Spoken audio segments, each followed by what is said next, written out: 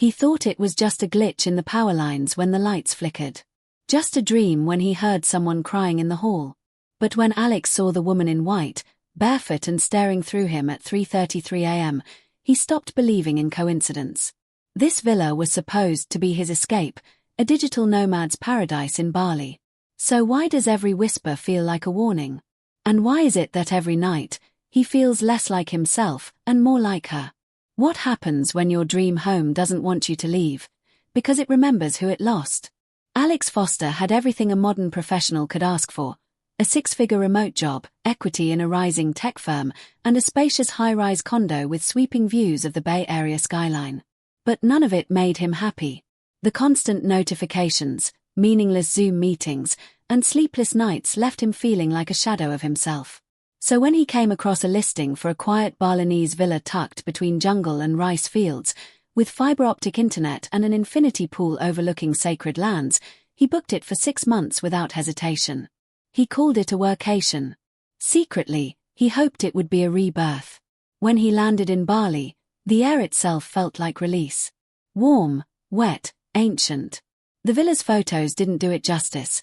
Carved wooden doors with floral motifs, polished stone floors cool underfoot, and frangipani trees bowing gently in the breeze.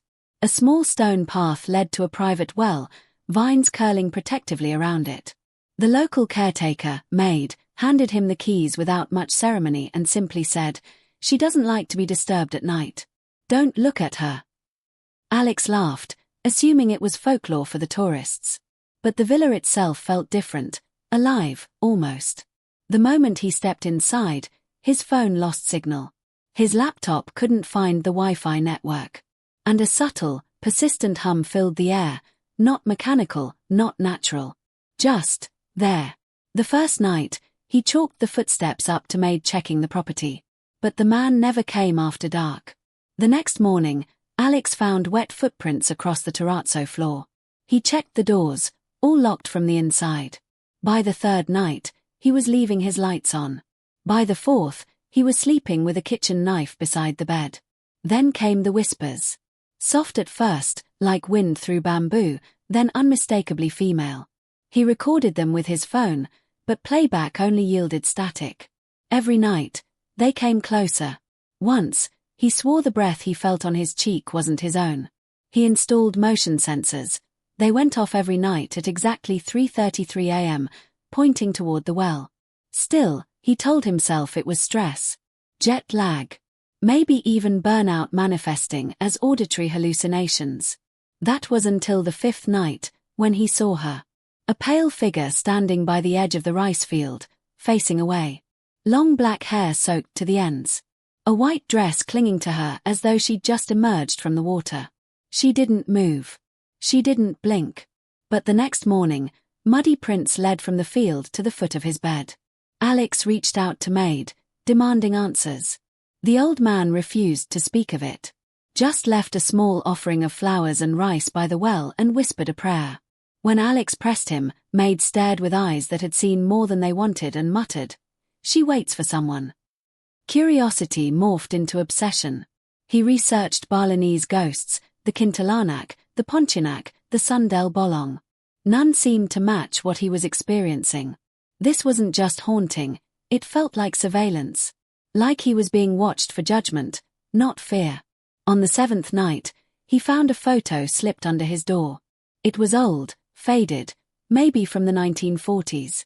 It showed a Western woman, tall, elegant, standing near what looked like the same villa. On the back was scrawled a name in blue ink, Lotte Van Dorn. And below it, "She never left." Alex couldn't get the name out of his head, Lotte Van Dorn. It lingered like the scent of old perfume on forgotten fabric. He scanned the photograph again, scrutinizing her face. Something in her posture, or the way her eyes avoided the lens, unsettled him. It wasn't a typical portrait. It felt like a warning. That morning, he made his way to the local warung, hoping the chatty owner, Putu, might know something. When he slid the photo across the counter, Putu went quiet. She stared at it, mouth twitching like she wanted to speak but was fighting some ancestral instinct to stay silent. Finally, she handed it back without touching it directly. "Old ghost," she said. From Dutch time. Villa cursed after Japanese came. She wouldn't elaborate, only muttered, "Some things in Bali stay buried for a reason." The air turned heavier from that moment on. Alex returned to the villa and began to search it like a man digging his own grave. He scanned the walls for inconsistencies, knocked on panels, followed the scent of mildew like a trail. At night, the whispers began to shift, now saying words he could almost decipher, soft, broken Dutch phrases he didn't understand but felt down to his marrow. The woman in white returned the next night, closer this time, standing just outside the glass door to the patio. He didn't remember falling asleep, but woke up with the door wide open, the photo of Lotta resting on his chest, damp with dew. The villa's architecture started to feel less like an open sanctuary and more like a puzzle box, each hallway somehow longer at night, each reflection slightly misaligned from reality. That's when he heard it for the first time, not just whispers, but crying. Desperate, choking sobs that came from inside the walls. Every night at 3:33 a.m., always behind the same wall in the hallway near the guest room. He pressed his ear to the panel, heart pounding, and swore he heard scratching. He recorded it, but again, only static played back. He opened every cabinet, pried open loose planks, crawled under the villa's stilts, but found nothing. A breakthrough came unexpectedly.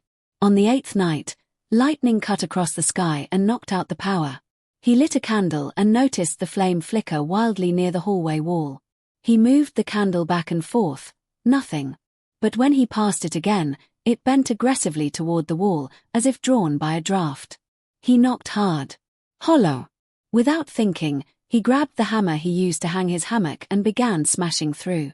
Behind the plaster was a narrow hollow pocket, maybe 6 feet high, only a few feet deep. Inside, he found a bundle of old items. Rotted lace gloves, rusted jewelry, yellowed letters written in Dutch, and a brooch shaped like a lily. But what chilled him most was the smell. Not death. Not decay. It was perfume, strong, floral, choking, as if someone had just sprayed it into the air moments before he opened the wall.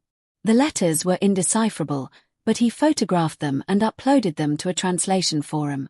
While he waited for responses, he kept the items on a table in the center of the villa, unsure why but unable to throw them out.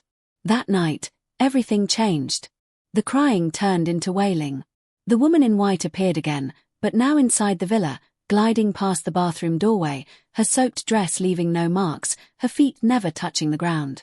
He screamed and ran out into the rain, collapsing on the pathway. When he looked up, she was gone, but so were the relics. Back inside, the hallway wall was sealed again, pristine as if it had never been touched. Panicked, Alex checked his camera roll. Every photo of the letters was corrupted. Just black frames. He emailed a local historian from Udayana University, attaching the image of Lotta's photo. The next day, the reply was chillingly brief: "Do not stay there. She drowned herself in that villa's well." It was sealed for a reason. No name. No sign-off. Nothing. That same morning, Alex found the lily brooch on his pillow. Only now it wasn't rusted, it was pristine, glinting gold under the morning sun, as if it had never been buried at all. He tried to stay awake the following night but failed. He awoke not in bed but outside by the well, sitting cross-legged, eyes open, arms outstretched over the stone rim. It was as if someone had posed him like a doll. His laptop was missing. His phone was dead. His journal had a new entry written in shaky, cursive Dutch. He didn't write it. The words translated to, "She waits to be seen. She waits to be heard." From then on, the villa no longer felt like it belonged to him. It responded to her. Lights flickered when he spoke her name. The air turned ice-cold in the hallway near 3 a.m. Even his reflection started to misbehave, blinking when he didn't, smiling when he wasn't. Alex stopped sleeping. He started wearing the lily brooch around his neck like some kind of talisman, even though he hated how wrong it felt. He couldn't leave, not for lack of trying, but because something pulled him back every time. His grab-by cap wouldn't load. Every time he made it to town, he forgot why he went. He met a backpacker in a cafe and tried to explain everything, but the man looked past him like he wasn't there. Alex began to wonder if he was still there. Or had Lotta already begun to take his place? The villa had always held its secrets close, but now it felt like it was daring Alex to dig deeper. Every night, the sounds grew more deliberate, the soft scraping on wood, the low sobs that crescendoed into screams, the sound of nails clawing behind plaster. But it wasn't just the noises that were changing, it was the villa itself. The layout seemed to shift subtly each day. The hallway felt longer. The shadows lingered too long after he passed. And the far end of the villa, once used as a storage space, now drew his attention like a magnet. It was a small, padlocked door he'd never noticed before, set low into the wall behind a teak armoire, hidden in plain sight. The wood around it was darker, water-stained, as if the room behind it had been weeping silently for decades. The lock was old, but rusted enough that a strong crowbar snapped it clean after a few strikes. As soon as the door creaked open, the air changed. Not just colder, staler, denser, as if time itself had been hoarded behind those walls. Dust thick enough to choke drifted into the beam of his flashlight, and the smell was unmistakable. Mildew, age, and something sweeter underneath, like decayed flowers. The room was small and windowless, lined with shelves stacked with forgotten belongings. Photographs, candle stubs, notebooks, and a set of wooden clogs caked in dirt. In the corner stood a vanity table, its mirror draped in a yellowing linen cloth. When Alex pulled it away, his reflection stared back, but for a split second, the face wasn't his, it was a woman's, mouth slightly open, eyes hollow, as if she'd been trapped in that mirror for lifetimes. On the wall hung a portrait, warped by heat and moisture, of Lotta Van Dorn. Her name was scrawled below it, and beside it hung a rosary with a cross bent nearly in half. Beneath the floorboards, Alex uncovered a rusted tin box containing a diary bound in faded leather. The entries were in Dutch, but some had been translated, perhaps by someone else who had found them before. They detailed Lotta's descent into isolation during the war, her affair with a local Balinese man named Wyan, and the betrayal that followed when the Dutch colonial military demanded her loyalty. Torn between love and survival, she confessed Wyan's name to the Japanese occupiers to protect herself, only to watch him executed outside the villa's well. Her grief spiraled into madness, and on the final page, written in ink that had smeared with water damage, was a simple phrase, "I wait here, where love and guilt drown together." Alex reeled, clutching the diary like a relic. He didn't know whether to pity her or fear her. That night, he dreamed not of himself but of her. He saw through her eyes, hiding under the vanity, sobbing as Boots stormed the hallway.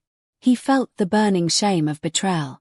And worst of all, he felt the moment she stepped into the cold well water, stone by stone, holding the rosary so tightly it bled into her skin.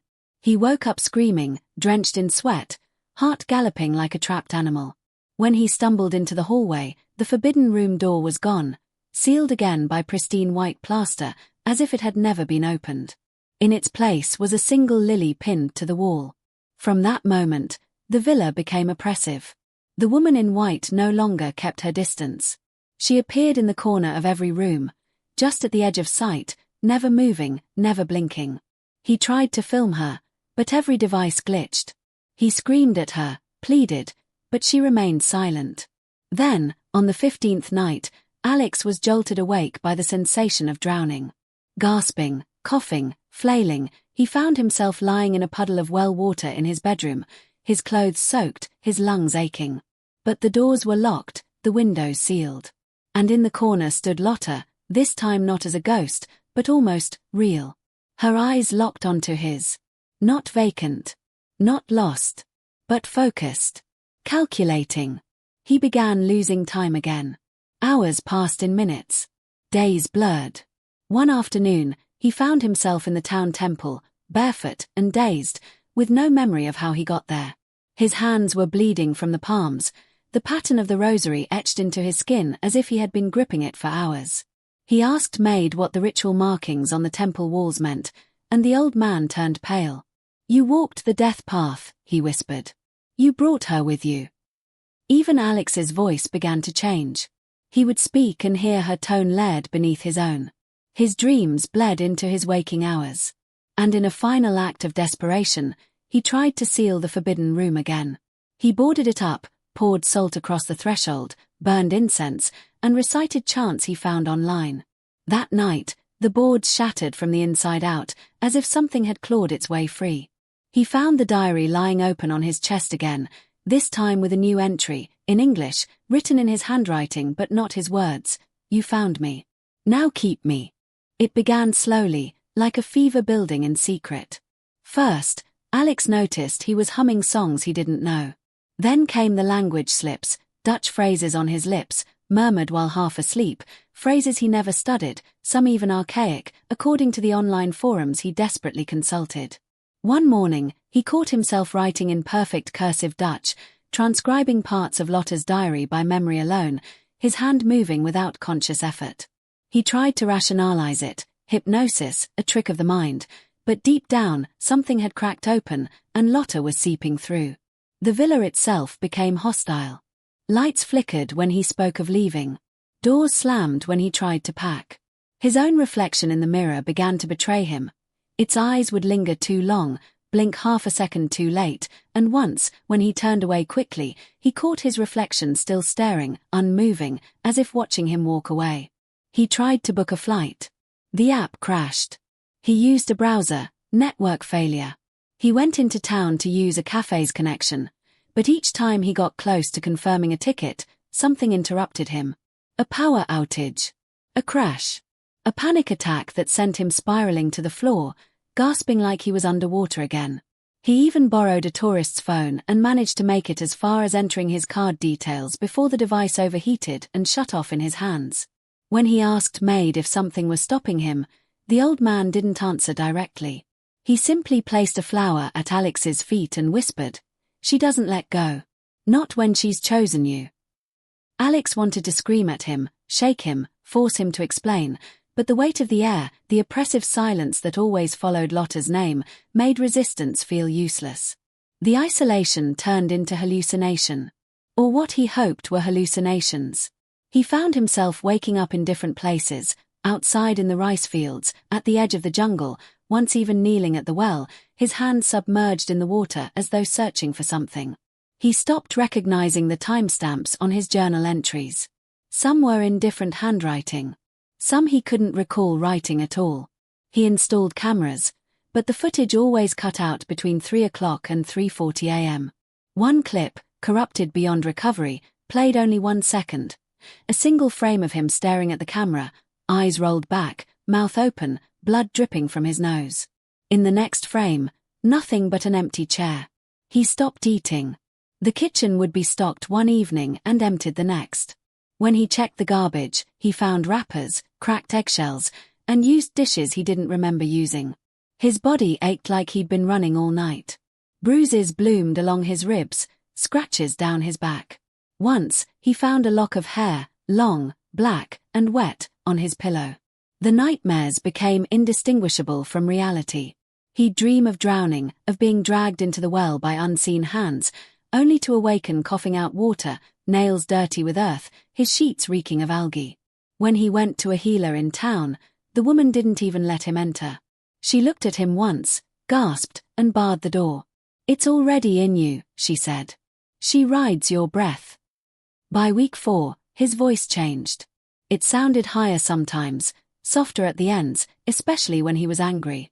He recorded himself and played it back, 2 voices, layered and out of sync. One pleading, the other whispering Dutch lullabies. He stopped calling her the woman in white. He started calling her Lotta, and she responded. Lights dimmed when he said her name. Music started from nowhere. The brooch on his nightstand would spin slowly in circles, like a compass with a pulse. One night, he painted her. He didn't remember doing it, but when he woke, there it was, an oil portrait on his bedroom wall, Lotta's face perfectly rendered. The paint was still wet. He had never painted before. Every attempt to leave was met with punishment. One afternoon, desperate, he booked a ride with a local driver to Denpasar Airport. They made it as far as the hillside curve before the brakes failed and the scooter skidded across the road, launching Alex into a ditch. The driver fled, never to be seen again. Alex limped back to the villa, his shirt torn, shoulder dislocated, and was met by the smell of burning jasmine. The portrait of Lotta was gone. In its place, etched into the wall, were the words, "Don't run. We're not finished." He began to understand that Lotta didn't just haunt places, she haunted people. She clung to them, wormed her way into their minds until they blurred into her story. He found fragments of previous tenants, photos under floorboards, torn passport pages. One even carved a final message into the underside of the dining table: "She took my face." When Alex stared into the mirror now, he saw flashes of her life. Her dressing room, her fingers tightening a necklace, her wedding dress soaked in rain as she waited by the well. He wasn't just dreaming of her anymore, he was becoming her. One day, a tourist wandered onto the villa property. A woman, lost, looking for a hiking trail. Alex tried to warn her away, but when she looked at him, her face turned pale. She stepped back and whispered, "You look like someone I saw in a book. A Dutch woman. From the 1940s. Then she ran. Alex didn't chase her. He couldn't. Because for a split second, he had seen her reflection in the villa's glass door, and it was his face wearing Lotta's expression. It took Alex collapsing in the middle of Ubud Market, barefoot, dehydrated, muttering fragments of Dutch scripture, for anyone to truly intervene. A street vendor named Ketut recognized the signs. He'd seen it before, decades ago, when a visiting scholar researching colonial hauntings had gone mad and vanished. Ketut didn't speak, just slipped a small folded offering into Alex's pocket and told him to follow at dusk. That night, weakened and haunted, Alex walked the muddy trail behind Ketut into the jungle, lit only by oil lanterns swaying from bamboo poles. They arrived at a clearing where an elderly priestess sat beneath a tree whose roots coiled like serpents. Her name was Ibu Rai. Her eyes were milk-white, her voice a breath against the wind, but her presence made the air hum with force. She didn't flinch when she saw Alex. She simply nodded and said, "She's hungry, but she's not evil. She wants to be remembered, through you." Alex begged for a way out, for an exorcism, a ritual, anything.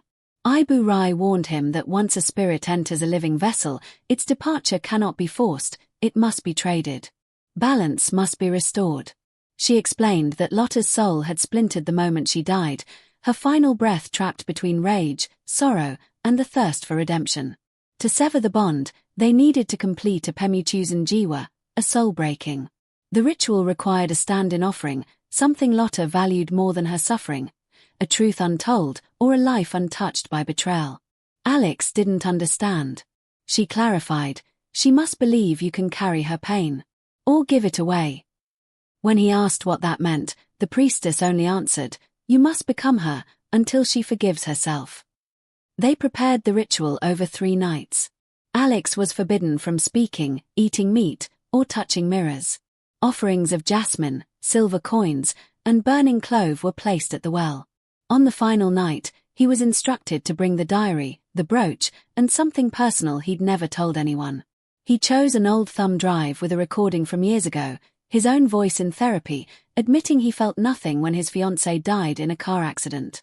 That guilt had followed him like a ghost, long before Lotta arrived. Maybe that was why she'd found him. At midnight, the jungle grew still.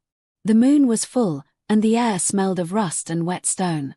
Ibu Rai drew a circle of salt and ash around Alex as he knelt before a clay bowl filled with water from the well. Behind him, the brooch rested on the diary, bound by strands of his own hair. The priestess began to chant, her words an ancient blend of Kawi and Dutch. The wind picked up. The trees groaned. And then, from the water's surface, Lotta emerged, not as a ghost, but as a memory made flesh. Her white dress clung to her skin, her hair dripping, eyes hollow but focused. She stepped silently into the circle, and when she reached out to touch Alex's chest, he didn't pull away.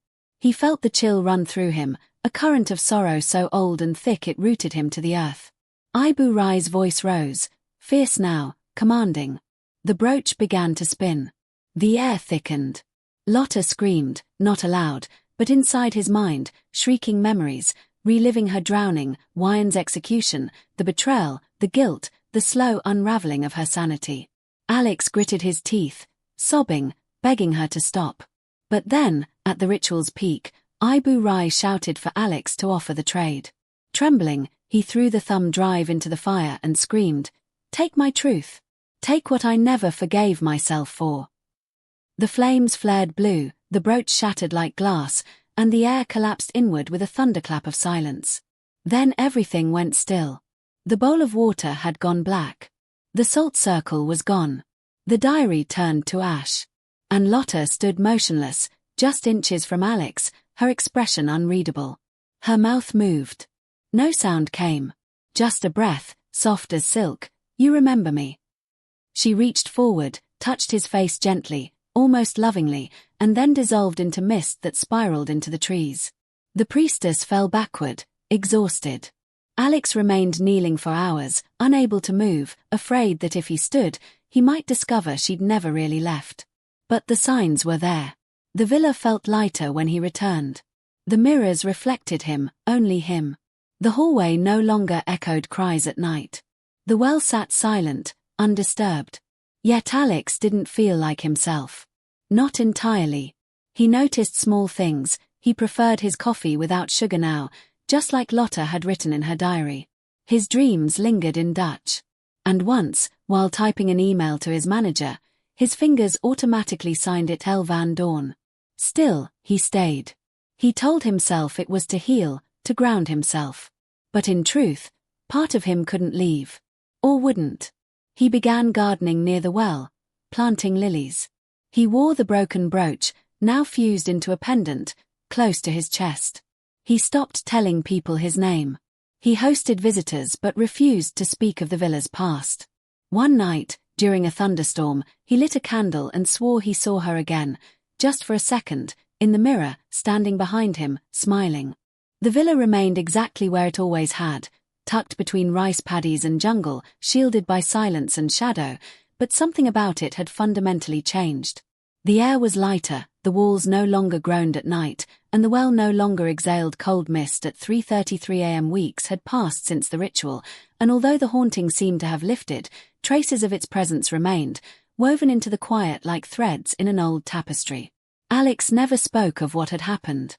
To anyone who asked, he was just another digital nomad living out his remote work fantasy in paradise, sipping coconut water during Zoom meetings and posting filtered sunsets on social media. But beneath the surface, something deeper had taken root, an unspoken pact between the living and the dead. He no longer used his full name. Locals began calling him Pac Lotta, a nickname spoken with both affection and unease. Tourists who stayed in nearby villas said he was polite but distant, always watching the well as if expecting it to move. Sometimes, late at night, he would walk its perimeter barefoot, whispering to it, not out of fear but reverence. He kept the broken pendant on a string around his neck, never removing it. He'd started carving again, elaborate woodwork pieces, many of them eerily resembling colonial-era Dutch furniture, despite having no training in the craft. When someone asked where he learned, he simply said, "I think she showed me." The villa became a myth whispered among travelers. Some claimed it was cursed, others said it was healing. A few who managed to rent it for a night or two left early, complaining of strange dreams, crying in the walls, or the feeling that someone was standing behind them in the mirror. One guest swore she heard an old phonograph playing war-era Dutch music in the middle of the night, though no such device existed on the property. Another said the wardrobe door opened on its own and revealed a woman's white dress hanging beside his luggage, though it disappeared by morning. But most guests never saw anything. For them, the villa remained peaceful, timeless, untouched. It wasn't until a travel vlogger named Jenna Royce visited the area that the story resurfaced. Her content focused on haunted Airbnbs, and the villa had made it to a Reddit thread titled Places That Watch You Sleep. She managed to book it for 3 nights. Her videos, initially full of excitement and light-hearted ghost hunting, took a darker tone on the second day. Her camera captured moments she didn't notice at the time. Objects shifting behind her, subtle whispers on the audio track, and in one shot, a pale silhouette just outside the glass doors. On the 3rd night, she went live on her channel. The stream only lasted 13 minutes. In it, Jenna's voice shook as she recounted a dream she'd had about drowning, betrayal, and a woman's voice singing a lullaby in a language she didn't understand. Just before the stream cut off, her camera panned across the hallway and caught a glimpse of a figure in white, hair soaking wet, walking slowly into the guest room. Viewers thought it was staged, until Jenna vanished. Her disappearance made headlines across Indonesia and spread to international media. Police searched the villa but found no trace. Her belongings were untouched, her passport still inside her backpack, but her phone, used to stream, was missing. The authorities interviewed Alex, who appeared calm and cooperative. He claimed Jenna left after an argument over privacy violations and said she must have staged the disappearance for views. There was no evidence to prove otherwise. He was never charged. What few noticed, however, was that after the investigation ended, Alex no longer appeared in town. No one saw him at the market. The villa's windows remained dark. The well was always covered. And yet, at night, some said they still saw a man standing near the steps, silhouetted by moonlight, watching the road in silence. Then, without announcement, a new listing appeared online: restored colonial villa with a sacred view. No mention of hauntings. No reviews. Just a single photo, the front door, slightly ajar, with a shadow just barely visible inside. Weeks later, a new tenant arrived, a British novelist seeking inspiration for a book on spiritual awakenings. He was welcomed by a different caretaker, not maid, who had disappeared as well. The novelist noted the eerie quiet, the oddly chill air, and the sense of walking into someone else's unfinished sentence. On the first night, he found an old brooch lying on the nightstand. He assumed it was decorative. But when he picked it up, a cold shiver went down his spine. That evening, he journaled about strange noises coming from the well. On the second night, he dreamed of water and guilt. On the third, he swore he heard a woman sobbing inside the walls. He left the next morning, shaken, and never returned. But before he left, he took a photo for his records. In it, barely visible in the mirror behind him, was a man's face. Not angry, not sad, just watching. And behind that face, the faintest impression of a woman in white, resting her chin on his shoulder like she'd always been there.